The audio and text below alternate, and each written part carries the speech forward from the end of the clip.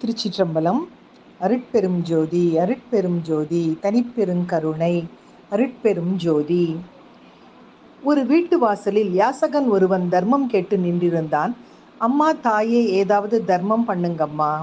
அந்த வீட்டு பெண்மணி வெளியே வந்து பார்த்தாள். அங்கே வீதியில் விளையாடிக் கொண்டிருந்த தனது 5 வயது மகளை அழைத்து அவளது கைகளால் அரிசியை அள்ளி கொடுத்து யாசகனின் பாத்திரத்தில் இடச் சொன்னாள். பெற்றுக்கொண்ட யாசகனும் பக்கத்து வீட்டுக்கு சென்று பிச்சை கேட்கச் சென்றான். அந்த பெண்மணியும் விளையாடி கொண்டிருந்த தனது மகளை கூப்பிட்டு அவளது கையால் அரிசியை அள்ளி யாசகனுக்கு பிச்சை அளிக்கச் சொன்னாள். காலங்கள் உருண்டோடின. 2 பெண்மணிகளுக்கும் வயது முதிர்ந்து போனது.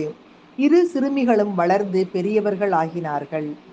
அவரவர்கள் தம் தாய் காட்டிய வழியில் தர்மங்களும் தொடர்ந்தன. ஒரு நாள் அந்த முதிய பெண்மணிகள் இருவருமே இறந்து வானுலகம் சென்றனர். அங்கே அந்த முதல் வீட்டு பெண்மணிக்கு சொர்க்கத்தில் இடம் கிடைத்தது. மற்றவளுக்கோ அதற்கு கீழான இடமே கிடைத்தது. உடனே அவள் இறைவனிடம் கதறியே முறையிட்டாள். இருவருமே ஒரே மாதிரிதானே தானம் செய்தோம், எனக்கு மட்டும் இங்கே ஏன் இந்த பாரபட்சம், ஏற்ற இறக்கம் என்று வாதிட்டாள். அதற்கு இறைவனோ, முதலாம் அவளோ தனக்கு பிறகும் தன் குழந்தையும் இந்த தானத்தை தொடர்ந்து செய்ய வேண்டும் என்ற எண்ணத்தில் குழந்தையின் கையில் அரிசியை கொடுத்து தானம் செய்யச் சொன்னாள். ஆனால் நீயோ உன் கைகளால் எடுத்தால் அரிசி நிறையவே செலவாகும் என்ற எண்ணத்திலே உன் குழந்தையின் கையால் எடுத்தே தானமிடச் செய்தாய். இருவரது செயலும் ஒன்றே, எனினும் எண்ணங்களோ வெவ்வேறு என்றார்.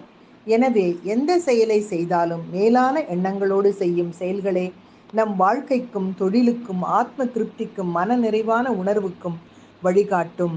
சுய லாபத்துக்காக செய்யும் செயல்களை விட பொது நலத்துக்காக செய்யும் செயல்களே வலிமை வாய்ந்தவை, மேலானவை. அவை இறைவனின் நியாயத்திராசில் எப்போதும் உயர்ந்தே நிற்கும் என்று சொல்லி இதை இன்றைய சிந்தனையாக்கி மகிழ்வோடு காலை வணக்கம் சொல்வது அழகம்மை சுவாமிநாதன். Happy morning.